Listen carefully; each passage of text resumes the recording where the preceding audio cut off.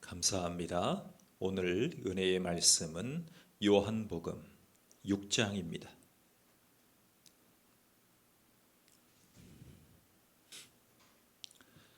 요한복음 6장 41절로 45절까지입니다. 합독합니다. 시작. 자기가 하늘에서 내려온 떡이라 하심으로 유대인들이 예수에 대하여 수군거려 이르되 이는 요셉의 아들 예수가 아니냐. 그 부모를 우리가 아는데 자기가 지금 어찌하여 하늘에서 내려왔다 하느냐. 예수께서 대답하여 이르시되 너희는 서로 수군거리지 말라. 나를 보내신 아버지께서 이끌지 아니하시면 아무도 내게 올 수 없으니 오는 그를 내가 마지막 날에 다시 살리리라. 선지자의 글에 그들이 다 하나님의 가르치심을 받으리라. 기록되었은즉 아버지께 듣고 배운 사람마다 내게로 오느니라. 아멘. 어떤 사람들이 예수님께로 올 수 있을까요? 어떤 사람들이 구원받을 수 있을까요? 어떤 사람들이 은혜 받을 수 있을까요? 어떤 사람들이 고침받을 수 있을까요? 어떤 사람들이 예수님께 와서 예수님의 말씀을 듣고 구원을 받을 수 있을까요? 예수님이 이렇게 말씀하셨어요. 나를 보내신 아버지께서 이끌지 아니하시면, 나를 보내신 아버지께서 이끌지 아니하시면 아무도 내게 올 수 없으니 그랬습니다. 여러분, 많은 사람들이 있습니다. 오늘도 어떤 분들은요, 축구 선수였는데, 세계적인 축구 프로축구 선수인데 전쟁에 참여했다가 전쟁에 휩쓸렸다가 우크라이나 땅에서 사망한 축구 선수가 오늘 2명 소개되기도 했습니다. 원치 않는 죽음 앞에 죽음 이후에 누가 구원받을 수 있을까?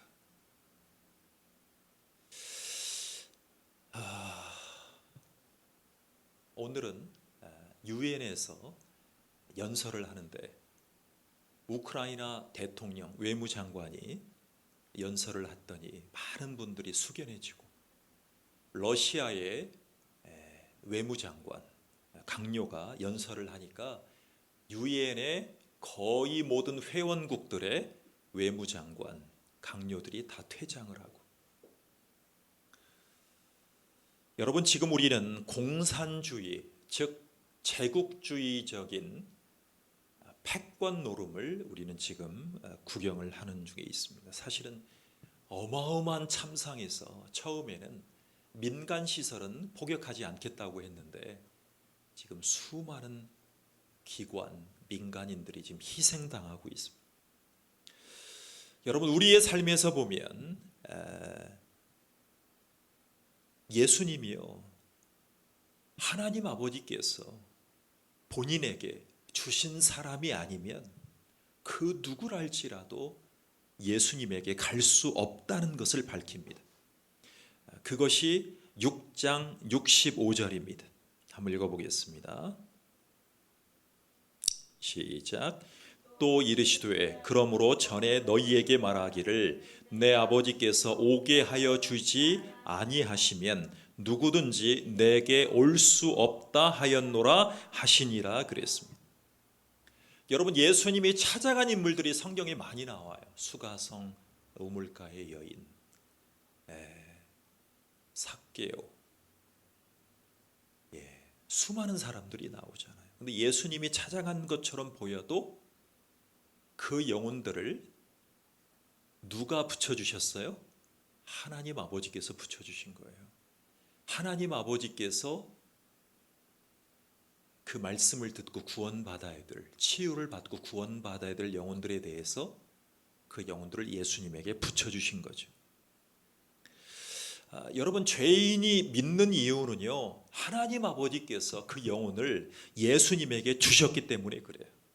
자, 하나님 아버지께서 죄인을 예수님에게 주신 적이 없다면 여러분, 그 죄인은 예수님 주위에 있었다 할지라도 예수님을 믿을 수가 없게 됩니다. 믿지 않을 것입니다. 그래서 6장 44절에서 보면 예수님은 예수님께 나아갈 수 없는 수많은 사람들 앞에, 여러분, 모든 사람은, 모든 죄인은 예수님 앞에 나아가야 됩니다. 그죠?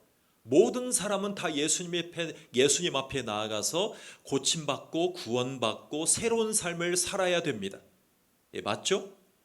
그런데 나아가야 되는데 그를 이끌어야 될 분이 계세요. 그분이 누구라고 했죠? 하나님 아버지라 그랬어요. 하나님 아버지. 그래서요, 그 어떤 죄인도 예수님에게 나아갈 수 없습니다. 누가 이끌지 아니하시면 하나님 아버지께서 이끌지 아니하십니다. 그래서 하나님 아버지께서 이끄시면 그 택함 받은 죄인들이 반드시 예수님 앞에 나아갑니다. 그리고 예수님의 말씀 앞에 무릎 꿇게 됩니다. 자, 44절을 다시 한번 읽어보겠습니다. 시작. 나를 보내신 아버지께서 이끌지 아니하시면 아무도 내게 올 수 없으니 오는 그를 내가 마지막 날에 다시 살리리라. 여러분, 여기 보면 나를 보내신 아버지께서 이끌지 이거를요, 원어로 보니까 엘쿠세 아우톤 그렇습니다. 아우토반이 아니고요, 엘쿠세 아우톤 그럽니다. 왜 이 원문이 중요하냐면 누가 이끌고 있다는 거예요? 하나님 아버지께서 이끌고 있다는 거예요. 그래서 하나님 아버지께서 이끌지 아니하면 아무도 올 수 없어요. 그러니까 우리가 전도할 때, 복음을 전할 때, 말씀을 전할 때 전도자의 발걸음 속에 심지어 가족일지라도 마음이 특별히 가는 감동, 기도하고 하나님의 말씀을 보면 그 액션하는 그 순간에 특별한 마음이 올 때가 있습니다. 그게 하나님 아버지가 이끌어 주시는 거예요. 성령님을 통해서. 그 영혼들은요, 예수님 뭐라고 하셨냐면 오는 그를 내가 마지막 날에 뭐 하리라? 살리리라 그랬어요. 여러분, 마지막 날에 사는 것을 뭐라고 합니까? 부활이라고 합니다. 부활. 사람은 노년이 되면 꺾일 수 있습니다. 근데 예수님의 공로로 구원받은 모든 분들은, 즉 하나님 앞에 하나님이 이끌어 주셔서 예수님에게 이끌어 주시면 예수님의 공로로 그 영혼은 마지막 날에 부활하게 됩니다. 이것은요, 실패할 수가 없는 거예요. 그래서 우리의 인생에 가장 중요한 것은 내가 예수님의 공로로 구원받았다는 신앙 고백입니다. 이 신앙 고백이 확실하다면 자꾸 고백해야 됩니다. 이 고백을 듣고 그 누군가는 나도 하나님이 불러주시는 주님의 자녀가 되고 싶다. 그래서 하나님의 말씀을 들을 수 있는 예비된 신자가 되는 것입니다. 예비된 구원자로 부름을 받을 수 있다는 것입니다. 그걸 자꾸 고백해야 돼요. 생각 속으로 가족의 구원을 얘기하면 안 돼요. 주변 사람들의 구원을 얘기하면 안 됩니다.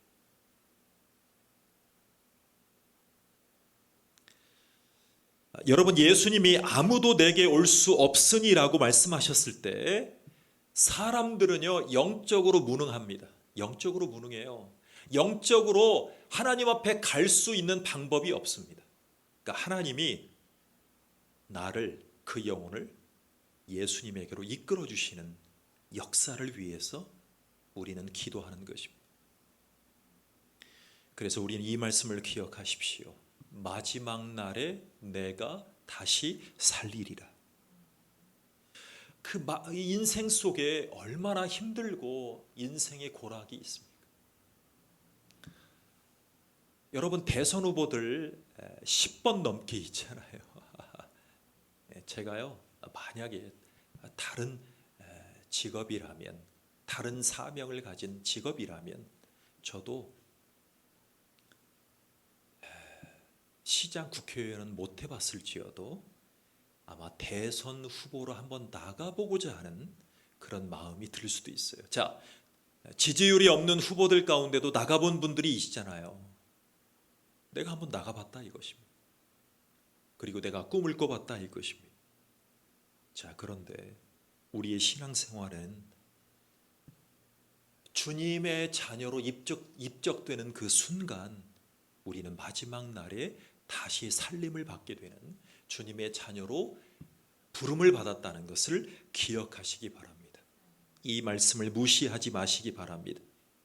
그래서 이끄심을 받은 모든 이들은 마지막 날에 부활하게 됩니다. 그래서 최종적인 구원자로 우리의 인생이 귀결된다는 것을 기억하십시오. 우리의 인생의 마지막은 주님의 최종적인 구원자로, 구원으로 부름을 받는, 들림받는 하나님의 사람이 된다는 것을 기억하시기 바랍니다. 여러분, 그렇다면 이끄심을 받는 사람들은 누구일까요? 이끄심을 받는 사람들의 범위는 누구일까요? 자, 모든 사람은 아닐 것입니다. 말씀을 듣고 교회로 청함을 받았다 할지라도 택함을 받은 자는 소수입니다. 우리가 생각하는 수가 아닙니다. 여러분, 이끄심을 받는 사람은 모든 사람이 아닙니다. 하나님 아버지의 택하심을 받은 자들입니다. 하나님 아버지의 택하심을 받고 부름을 받는 것입니다. 그 영혼들이 말씀 앞에 반응하게 되어 있습니다. 그런데 우리는 그 영혼들이 평생 그의 인생 가운데 말씀에 반응할 때까지 복음을 반복해서 전하는 것입니다. 그래서 그 영혼들이 성령님이 허락하시는 그 순간, 하나님 아버지의 영이 부어지는 그 순간, 성령의 임재가 그 영혼의 죄성을 터치하는 그 순간, 그 영혼들이 하나님 아버지의 택하심을 받은 자들로 부름을 받는 것입니다. 여러분, 우리는 요한복음 6장 44절에서 예수님이 언급하는 부르심은요, 인간들이 거부할 수 없는 하나님의 소집의 일이에요. 그래서 그 영혼을 구원하겠다는 것입니다. 왜냐하면 하나님 아버지가 부르시는 영혼은 그 영혼들이 과오되거나 실족하지 않기 때문에 그렇습니다. 여러분, 어떤 영혼들은 하나님 아버지의 부름을, 소집을 거부할 수 있어요. 그런데 하나님이 그 영혼을 초청하실 때 거부할 수 있어요. 우리가 복음을 전할 때 거부할 수 있어요. 그런데 저도 이제 설교 끝나면 복음 초청, 영접으로 초청하는 시간들이 앞으로 많아질 것입니다. 그런데 하나님이 소집했다는 그 자체를 거부할 수 있는 영혼은 없습니다. 당장 그 영혼이 하나님의 부름을 거부할 수 있지만 하나님이 불렀다는 그 사실 앞에 숙연해질 수밖에 없다는 것입니다. 그래서 우리를 소집해 주신 분은 그 우리의 왕이신 하나님 아버지의 권위와 능력에 따른 것입니다. 그래서 우리를 부르시는 그분은요, 우리를 죄에서 구원하시려고 우리를 소집하고 부르신 분이에요. 그래서 자애로우시죠.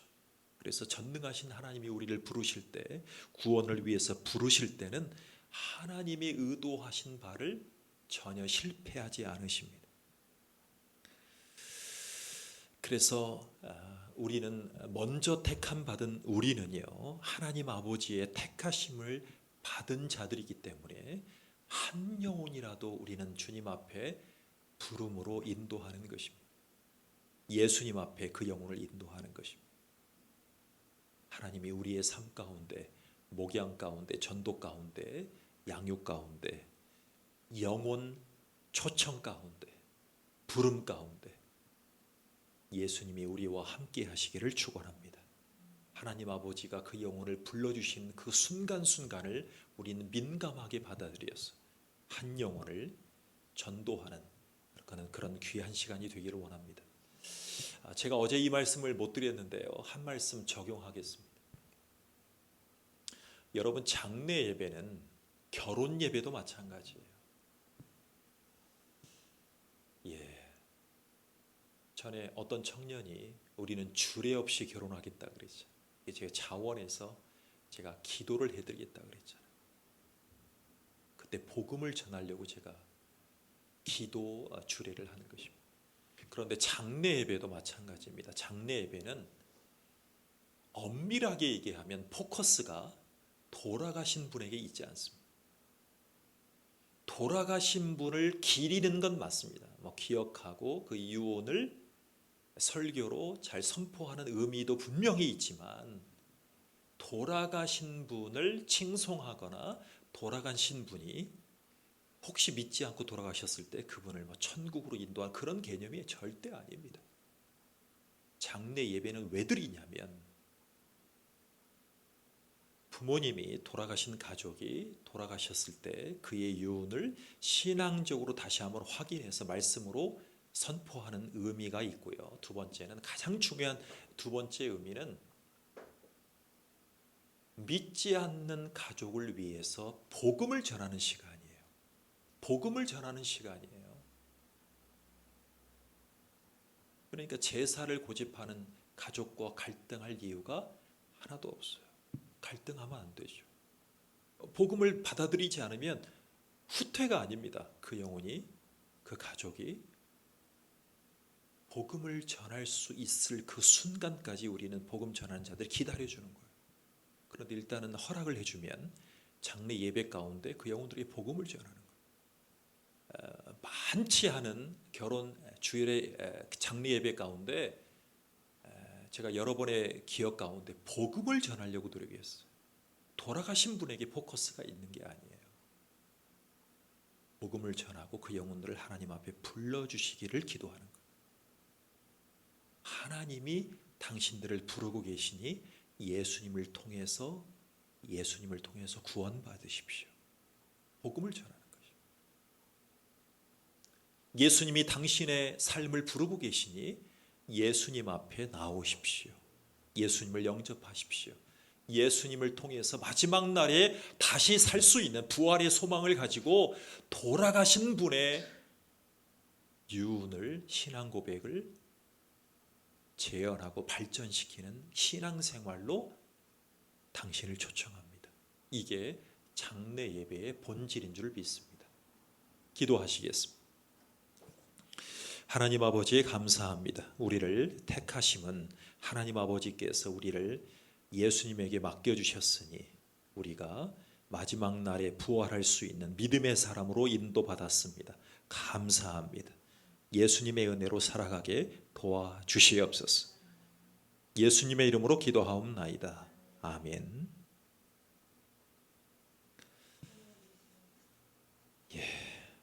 우리 한번 같이 기도하겠습니다. 하나님, 우리의 심령이 주님 앞에 주님이 기뻐하시는 부름에 합당한 삶으로 복음이 내면화되어서 그 복음을 가지고 하나님의 불러주신 영혼들에게 민감하게 그 영혼들을 믿음으로, 말씀으로 부르게 해달라고, 그리고 가족들을 위해서, 가족들의 구원과 우리 정길매 어머니를 위해서 같이 기도하시겠습니다. 우리 통성으로 같이 기도합니다. 하나님 아버지, 감사합니다. 우리를 도와주셔서 고맙습니다. 우리를 인도해 주셔서